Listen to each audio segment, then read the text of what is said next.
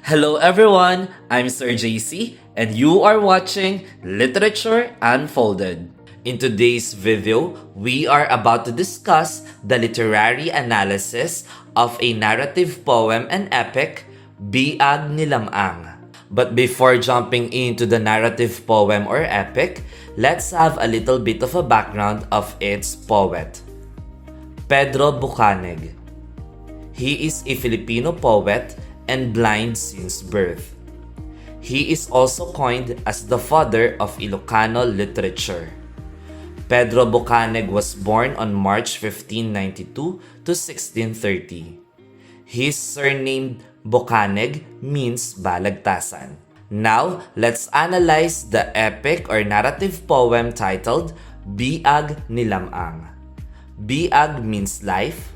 So if we will be translating this title into English, we can say that it is The Life of Lam-ang. Who are the characters from the epic? Lam-ang, son of Don Juan and Namongan, a great warrior of Ilocos region. Don Juan and Namongan, father and mother of Lam-ang. Sumarang, a giant suitor of Ines Canoyan, and also an enemy of Lam-ang. Ines Canoyan, the wife of Lam-ang, and also the daughter of the richest man in Calanutian. Where and when is the setting of the epic? The setting of the epic happened in the highlands of Ilocos region. To be specific, the epic happened from Nalbuan, Amburayan River, and Calanutian. Also, take note that the story is also set in pre-colonial period. What is the plot of the epic? Exposition. Don Juan and his wife Namongan lived in Nalbuan. One day, Don Juan went to the mountains in order to punish a group of their Igorot enemies. While he was away, his son Lam-ang was born. It took 4 people to help Namongan give birth. As soon as the baby boy popped out, he spoke and asked that he must be given the name Lam-ang.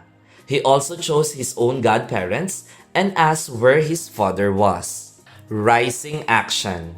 After 9 months of waiting for his father to return, Lam-ang decided that he would go and look for him. Namongan was sad but she let him go. During his exhausting journey, he decided to rest for a while. He fell asleep and had a dream about his father's head being stuck on a pole by the Igorot. Climax. Lam-ang was furious when he learned what had happened to his father. He rushed to the Igorot village and killed them all, except for one whom he let go so that he could tell other people about Lam-ang's greatness. Upon returning to Nalbuan in triumph, he was bathed by women in the Amburayan River. All the fish died because of the dirt and odor from Lam-ang's body.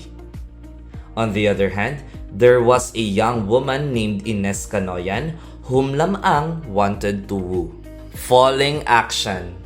Ines Canoyan lived in Calanutian, so Lam-ang brought along his rooster and dog to visit her.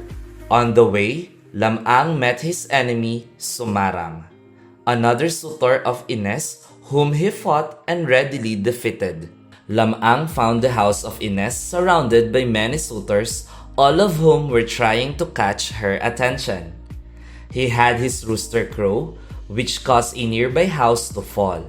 This made Ines look out. Then, he had his dog bark, and in an instant, the fallen house rose up again. The girl's parents witnessed this and agreed to a marriage with their daughter. Resolution. It was a tradition to have a newly married man swim in the river for the rarang fish. Unfortunately, Lam-ang dove straight into the mouth of the water monster named Berkakan. Ines had Marcos get his bones, which she covered with a piece of cloth. His rooster crowed and his dog barked, and slowly the bones started to move. Back alive, Lam-ang and his wife live happily ever after with his rooster and dog. What are the conflict and crisis in the epic? Man versus man. Don Juan's conflict with the Igorot enemies. Man versus man. Lam-ang's primary conflict is with the Igorot enemies who have wronged his family, and later with the suitors like Sumarang who vie for Inessa's attention. Lastly, man versus nature.